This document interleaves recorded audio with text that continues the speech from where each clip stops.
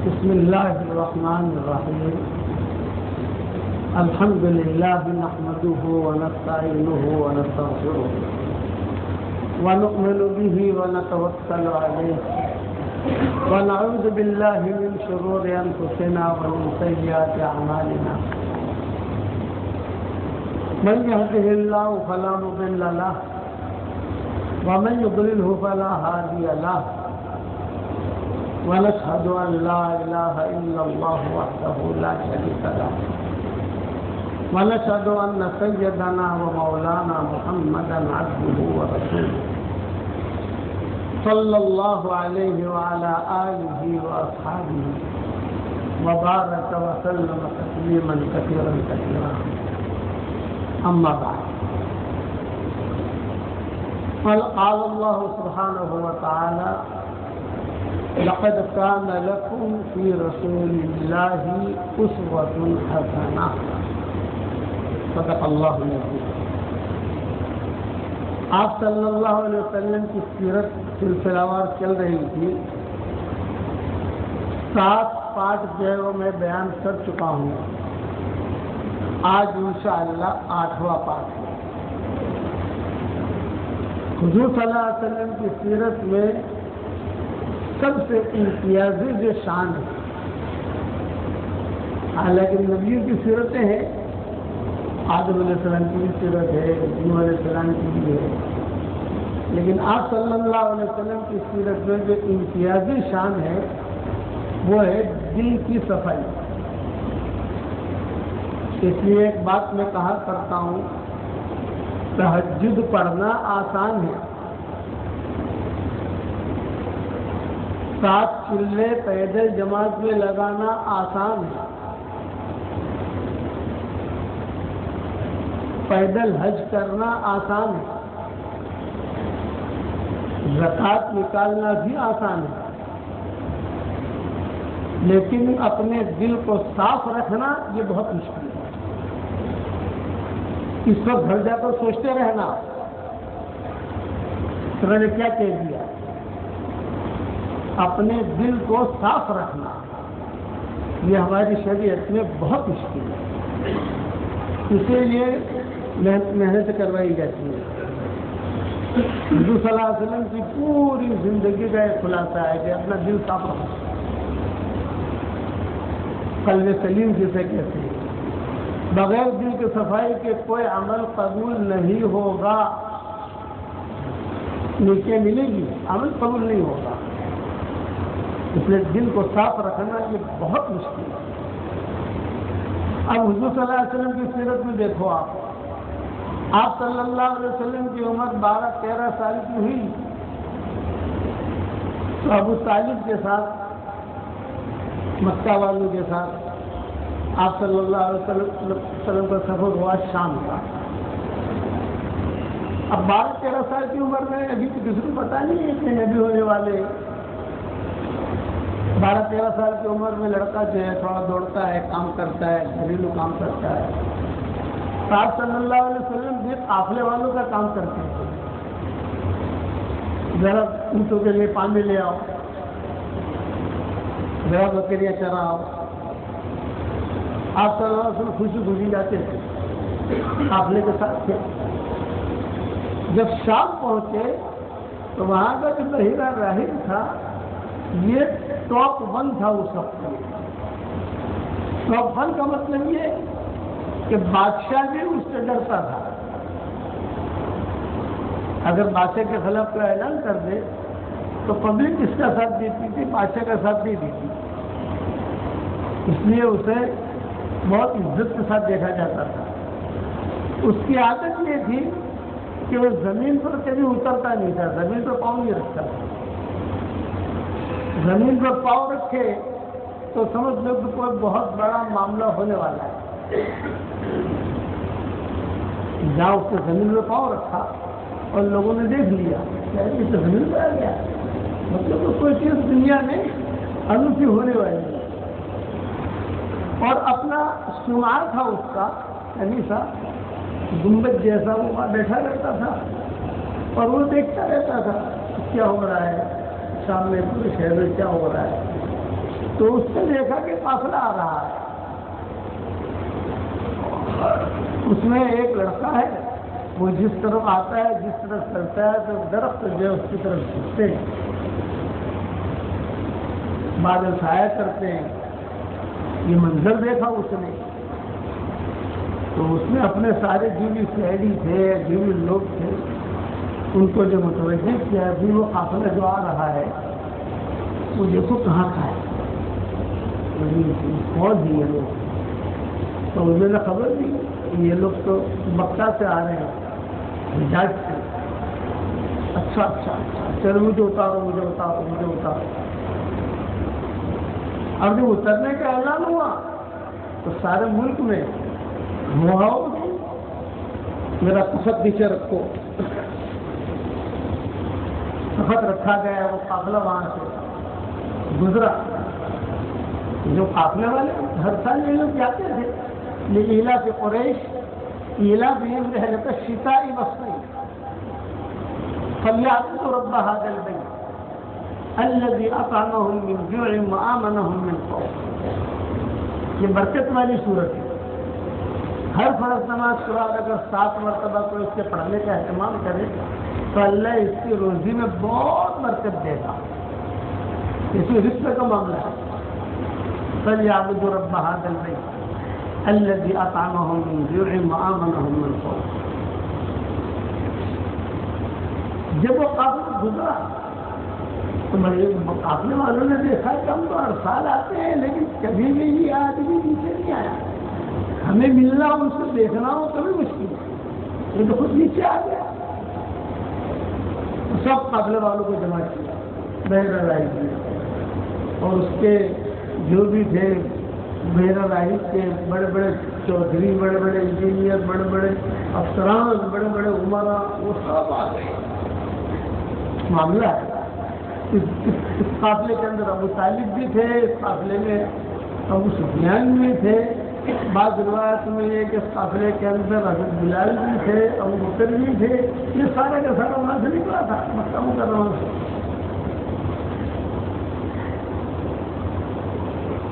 جب بیٹھا تو اس نے اپنا تخت پر بیٹھا، اپنا سر پر یہ تاج وغیرہ لگا کر اور بیٹھ کر کہا کہ یہ تمہارے قافلے کا امیر کون ہے، کون ہے؟ تو انہوں نے اشارہ کیا ابو طالب، یہی بڑے تھے ابو طالب، اور حضور صلی اللہ علیہ وسلم پیچھے بیٹھے ہوئے، یہ سب آگے بیٹھے ہوئے چودھری جو تھے وہ ابو لہب، ابو جہل، یہ سارے کے سارے جو تھے چودھری شمار ہوتے تھے۔ اب سب خوش، آج بحیرہ نے بلایا ہم کو، بحیرہ نے بلایا، بحیرہ نے بلایا۔ تو باتوں باتوں میں بحیرہ نے پوچھا وہ لڑکا جو پیچھے بیٹھا ہے وہ کس کا ہے؟ تو انہوں نے مڑ کے دیکھا، حضور صلی اللہ علیہ وسلم تھے۔ ابو طالب نے کہا میرا ہے، تو بحیرہ راہب نے کہا کذب کا، انہوں نے جھوٹ کہا کہ تیرا نہیں ہے، میرا ہے۔ ہماری کتابوں میں یہ لکھا ہے، بڑی بڑی کتابیں لائی گئی، تورات انجیل کے ماہر سے یہ لوگ ایک ایک صفحہ الٹتا گیا اور کہتا گیا ہماری کتابوں میں یہ لکھا ہے آج کی تاریخ میں یہ لڑکا شام میں آئے گا اور اس کے باپ کا بھی انتقال ہو چکا ہوگا، اس کی ماں کا بھی انتقال ہو چکا ہوگا، دادا کا بھی انتقال ہو چکا ہوگا، اور یہ اپنے چچا کے ساتھ آئے گا۔ تو جب بار بار ابو طالب کہتے رہے کہ میرا ہے تو ابو سفیان قریب بیٹھے ہوئے تھے، جانتے تھے ابو سفیان نے کہا ابو طالب یہ آپ کا لڑکا کہاں ہے؟ ہم تو مکہ والے ہیں، آپ کے بھائی کا ہے، بتا دو بادشاہ کے ساتھ، یہ بحیرہ راہب کے سامنے میرے بھائی کا ہے۔ ابو طالب بولے کہ ہاں میرا بھائی کا ہے، تب پھر بحیرہ راہب نے کہا سبق تھا، تو نے سچ کہا۔ اب بحیرہ راہب جو ہے وہ سب سے ملاقاتیں جیسے بڑا آدمی تھا، سب سے ملاقاتیں اس لیے کیا اور خاص کر اسی وقت میں میرے پاس آنا تو سب کی دعوت ہے۔ اب یہ قریش والے خوش ہو گئے، مکہ والے کبھی بھی سبھاؤ نہیں پوچھا، کبھی زیتون کا دانا نہیں دیا ہم کو، شام میں زیتون بہت ہوتے ہیں، اس سے کبھی ہمارے اسلام نہیں کیا، لیکن اب دعوت تو سارے کے سارے یہ جتنے سے آنے والے سب بہت خوش ہو گئے، بہت خوش۔ دوسرا دن آنے کا انتظار کرتے رہے کہ کب میٹنگ ہو، کب میٹنگ ہو، کب میٹنگ ہو۔ خیر اس کو جو ہے بحیر الرائج کو بھی اوپر لے گئے اس سے خالی۔ دوسرے دن وہ بھی جو ہے اپنا شاہی لباس یا اس کا جو بھی اس دور کے اعتبار سے عزت والا لباس ہوتا ہے وہ پہن کر یہ اترا، اور یہ سارے کے سارے مکہ والے دوسرے یہ بھی اچھے اچھے کپڑے پہن کر یہ کہاں جا رہے ہو؟ یہ تو بحیر الرائج کی دعوت تمہاری اس سے دعوت سب گئے، اور کھانا جو لگا نہیں تو اس وقت میں جو کھانا لگانے کی ترتیب ہوتی تھی، بڑے بڑے درخت کے بڑے بڑے پتے ہوتے تھے، ان پتے کے اوپر کھانا رکھ دیتے، اور جو میزبان ہوتا تھا وہ بیٹھا بیٹھا دیکھتا رہتا تھا کہیں برابر ہے کہ نہیں برابر، کھا رہے نہیں کھا رہے۔ سب آگے دسترخوان جو اس دور کے اعتبار سے لگ گیا، سارے کے سارے بیٹھ بھی گئے، لیکن کھانا نہیں آ رہا ہے، اور گرمی تیز ہو رہی ہے۔ تو کہا کہ بحیر الرائج سے بات کرنے کی کسی کی ہمت نہیں، لیکن جو دوسرے اس کے خادم تھے ان سے کہا بھی کھانا لاؤ کھانا۔ بحیر الرائج نے دیکھ لیا تو بحیر الرائج نے کہا وہ لڑکا ہے جس کے بارے میں کل بات ہوئی تھی، اس کا لڑکا ہے، یہ لڑکا کہاں؟ تو ان سب نے کہا ہم نے اسے کسی کام سے بھیجا ہے، حضور صلی اللہ علیہ وسلم نے کام سے بھیجا، اور کیا کام تھا کہ ان لوگوں نے یہ کہا حضور صلی اللہ علیہ وسلم سے، مکہ والوں نے، کہ محمد دیکھو ہماری دعوت ہے، اب دعوت تو تمہیں نہیں ہے لیکن ہم تو بڑے لوگ ہیں، اس لیے جو ہے ہماری دعوت کا شاندار اعتماد سن کے اللہ تک تم جائے کہ وہ کیلے وغیرہ چلانے کے لیے چلے جاؤ، دوستوں کو پانی وغیرہ کھلا لو، اور ہم تمہارے لیے کھانا اپنی آستینوں میں لے کے آئیں گے، ان کی آستینیں بڑی بڑی ہوتی ہیں، جو بھی ہوگا آپ کے لیے لے کے آئیں گے، فکر مت کرنا۔ حضور صلی اللہ علیہ وسلم سب نہیں دیتے، حضور صلی اللہ علیہ وسلم چلے گئے۔ تو بحیر الرائج سے وہ لڑکا کہاں ہے؟ ان سب نے کہا ہم نے اسے بکریاں چرانے یا ان کو پانی پلانے کے لیے بھیجا ہے۔ تو بحیر الرائج نے کہا اس لڑکے کے برکت سے میں نے تمہاری دعوت کی، تم نے کوئی کمال نہیں ہے، تم تو سب آتے ہو، وہ لڑکے کی تو پھر تمہاری دعوت کی ہے، جو اس کو بلا، جب تک وہ آئے گا نہیں تب تک کیا کھانا شروع نہیں ہوگا۔ دعوت میں زیتون کے دانے تھے، زیتون کا تیل تھا، کھجوریں تھی، اس قسم کی چیزیں تھی، لیکن اس نے اپنے شاہی انداز سے دعوت کی، شاہی انداز سے، کہ شاہی لوگوں کا انداز الگ ہوتا ہے، غریب لوگوں کا انداز الگ ہوتا ہے۔ حضور صلی اللہ علیہ وسلم کو بلانے کے لیے بھیجا، آپ صلی اللہ علیہ وسلم جو ہے وہ کوئی بکری جیسے بھاگ جاتی ہے تو آگے پیچھے بھاگتا ہے پکڑنے کے لیے، تو کوئی ایک دو بکری آگے پیچھے ہو رہی تھی تو حضور صلی اللہ علیہ وسلم بھاگ رہے اس کو پکڑنے کے لیے، جنہوں نے آ کر کہا کہ محمد صلی اللہ علیہ وسلم آپ کو بلایا، آپ کو بلایا۔ وہاں پانی شام کے اندر نہریں بہت ہیں شام میں، اور میرا سفر بھی ہوا ہے، اور انشاءاللہ رمضان بعد ہمارا سفر پھر ہو رہا ہے شام کا، تو شام کھل گیا ماشاءاللہ۔ 10 دن ہم نے شام کے دیے اور 10 دن ترکی کے بارڈر ہے، دونوں جگہ جو ہے مدرسے کھل گئے ماشاءاللہ، کام بھی شروع ہو گیا۔ تو وہ پانی سے جلدی منہ وغیرہ صاف کر کے تھوڑا کپڑے وپڑے ٹھیک ٹھاک کر کے حضور صلی اللہ علیہ وسلم پہنچ گئے۔ جب حضور صلی اللہ علیہ وسلم پہنچے کہ دیکھا کہ جتنے بھی یہ لوگ تھے یہ تو درخت کے سائے میں بیٹھے ہوئے تھے، حضور صلی اللہ علیہ وسلم کو سایہ نہیں ملا، تو حضور صلی اللہ علیہ وسلم جب دھوپ میں بیٹھ گئے، جب دھوپ میں بیٹھے تو یہ درخت جی یہاں سایہ کر رہے تھے، وہ درخت چل کر حضور کو سایہ کرنے لگا، ابھی آپ کو نبوت نہیں ملی۔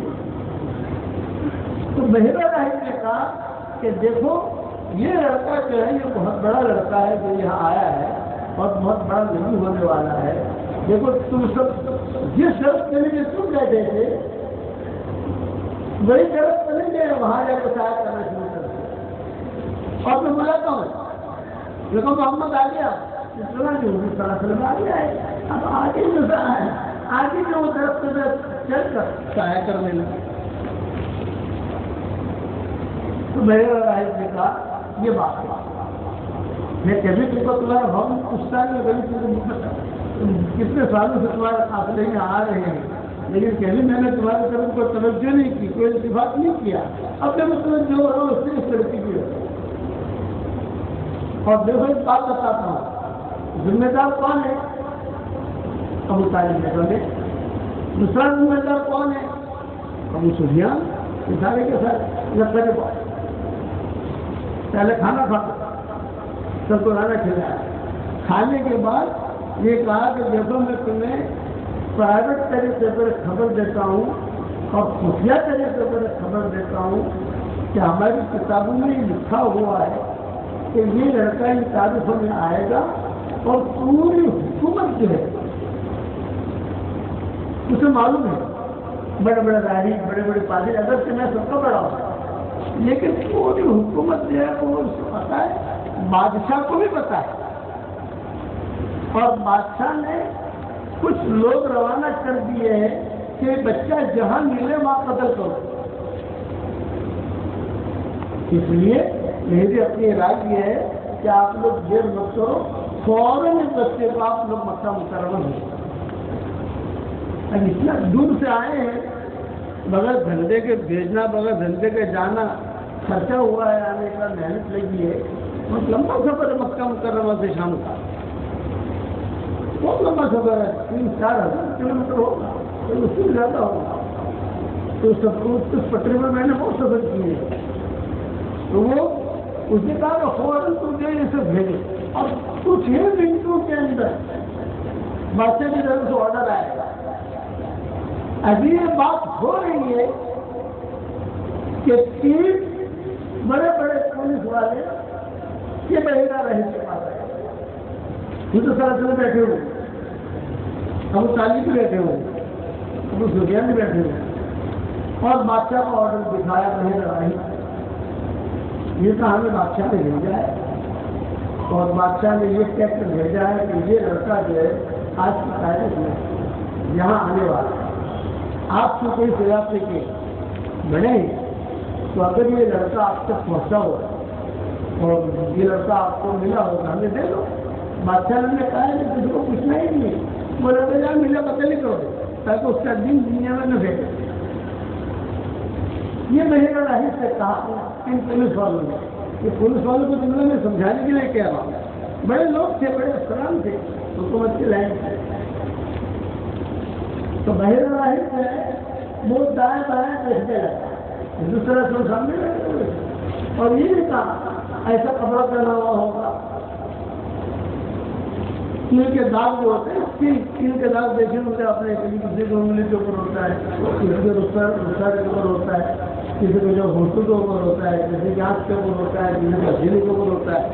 ایک مستقل علم ہے کیل کا جو اس زمانے میں عام تھا. یہاں اس کا تل ہوگا یہ ہوگا یہ ہوگا. آپ جو ہے وہ لڑکا ہمارے حوالے سے آپ کا کام نہیں. یہ تین بیٹھے ہوئے بات کر رہے ہیں حضور صلی اللہ علیہ وسلم بھی بیٹھے ہوئے اور سارا قافلہ بیٹھا ہوا ہے. تو اس میں سے ایک چلے گا اپنا نہیں حضور ہوئے. ارے یہ تو یہ بیٹھا ہے ہاضا ہوا تھا ہاضا ہوا تھا. ارے یہ ہاتھ دکھاؤ وہ جو لکھا ہوا تھا اس کو لکھا. تو بحیرہ راہب بھی سمجھدار تھا. اس نے ان تینوں سے کہا کہ دیکھو یہ وہی لڑکا ہے لیکن ہماری کتابوں میں یہ بھی لکھا ہے کہ کوئی اسے قتل نہیں کر سکتا. یہ تمہاری تلوار اسے مار نہیں سکتا بادشاہ کو قتل نہیں کر سکتا. یہ آخر اس دور کا آخر زمانے کا نبی ہونے والا ہے کوئی مار نہیں سکتا ہے. اس لیے کالے ہنڈیا کو اپنے سر میں جو لیتے ہو؟ یہ بحیرہ راہب وہ تینوں سمجھدار تھے، آسمانی کتابوں کے ماہر رہے، تو انہوں نے کہا کیا کیا بادشاہ کو رپورٹ کیا دے؟ بادشاہ کو رپورٹ دے تو نہیں ملا، اور بولے ہمیں جانا تو پڑے گا بادشاہ کے پاس، یہ تو بادشاہ کے پاس جانے کی ضرورت نہیں ہے، یہ رپورٹ دے دو کہ ہمیں نہیں ملا اور ہم ڈھونڈنے کے لیے یمن جا رہے ہیں، یمن تو حضور صلی اللہ علیہ وسلم تھے ہی، ہم ڈھونڈنے کے لیے یمن جا رہے ہیں، یہاں ہمیں نہیں ملا، اتنا رپورٹ دے دو۔ ان تینوں نے ایک دوسرے کی طرف دیکھا، آپ صلی اللہ علیہ وسلم کو کچھ پتہ نہیں کیا ہو رہا ہے، آپ بیٹھے ہوئے، لیکن وہ ابو سفیان اور ابو طالب اور ابو جہل ابو لہب یہ تو سب مسلمان لوگ تھے، وہ سمجھ گئے کہ یہ مسئلہ ہے اس بچے کا۔ وہ تینوں کو جو ہے بحیرہ راہب میں کھانا وغیرہ کھلایا، اکرام کیا، کوئی ہدیہ ہدایت دیے، اور ان تینوں کو کہا رپورٹ میرے سامنے بناؤ، میں بھی دستخط کر لیتا ہوں، اس کے دستخط سے بات محسوس ہو جائے گی، میں بھی دستخط کر لیتا ہوں اور تم بھی دستخط کر لو، بادشاہ تک میں خود پہنچا دیتا ہوں، بادشاہ سے گیا تھا لوگ سے بہتر رہے، اور تم چلے جاؤ یہاں سے یمن چلے جاؤ، جہاں جانا ہے وہاں چلے جاؤ، اس بچے کو چھوڑو۔ ان کے دل میں بات آ گئی، وہ صحیح کہہ رہا ہے بحیرہ راہب، فوراً جو ہے رپورٹ تیار کی گئی، بحیرہ راہب نے دستخط کر لیے، اس کے ہاتھ کے نیچے کے جو لوگ تھے افسران انہوں نے دستخط کر لیے، سب نے جو ہے، اور یہ رپورٹ بنا کر بحیرہ راہب نے بادشاہ کے لیے کیا تو دینے کے لیے کسی کو بھیج دیا، اور ان تینوں سے کہہ دیا یہاں سے روانہ ہو جاؤ تم یمن، لیکن شام اور یمن یہ دونوں تجارت کی چیزیں تھیں اس دور کے اندر، کہاں جا کے آئے؟ یمن جاتا ہے، تو کہاں جا کے آئے؟ شام جاتا ہے، بڑا سمجھا جاتا ہے۔ خیر یہ روانہ ہو گئے، حضور صلی اللہ علیہ وسلم تو وہی رہے، کہ جب یہ دونوں تینوں جو افسران سے روانہ ہو گئے تو اب یہ بحیرہ راہب نے اس میں سے قافلے کو بلایا، اور قافلے کو بلا کر کہا کہ دیکھو ابھی تو معاملہ حل ہو گیا، لیکن ہو سکتا ہے کہ بادشاہ جو ہے پھر سے کوئی تیاری بھیجے تو دوسرے لوگ بھیجیں، اس لیے میری رائے یہ ہے کہ اس بچے کو یہاں سے فوراً مکہ مکرمہ بھیج دو، تم لوگ رہو گا۔ اب طالب کی بات سمجھ میں کہ ہاں بھیج دینا چاہیے، لیکن کون لے کے جائے؟ مطلب کیا ہے، ہمیں دھندا بندہ تو ہوا نہیں، اپنا دھندا کریں گے، پیسہ جمع کریں گے، پھر جائیں گے۔ تب طالب نے خطبہ پڑھا اس دور کے اعتبار سے، حضور صلی اللہ علیہ وسلم بیٹھے ہوئے، آپ صلی اللہ علیہ وسلم کو اتنا پتا ہے کہ میرے بارے میں کچھ ہو رہا ہے، یعنی کچھ بات چل رہی ہے میرے بارے میں، دل کے ساتھ سے سلیم الفطرت، میرا ایک جملہ یاد رکھنا، ہر نیکی کرنا آسان ہے، دل کو صاف رکھنا بہت مشکل ہے، اور دل صاف ہوگا تو ہی نیکی قبول ہوگی، ورنہ نہیں ہوگی،